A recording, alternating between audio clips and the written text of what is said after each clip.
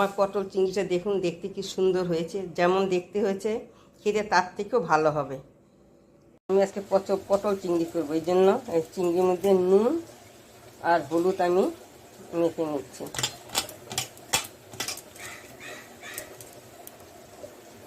এখানে আমি লঙ্কা, কাঁচা লঙ্কা আর নারকেল আর কাজু বাদাম অনেক আগে আমি ভিজিয়ে রেখেছিলাম, ওই কাজু বাদাম একসঙ্গে আমি এইগুলো সব আমি বেটে নেব। আপনারা যদি পারেন তাহলে পোস্ত দিতে পারেন, চারমগজ দিতে পারেন, আমি আর ওইগুলো দেব না।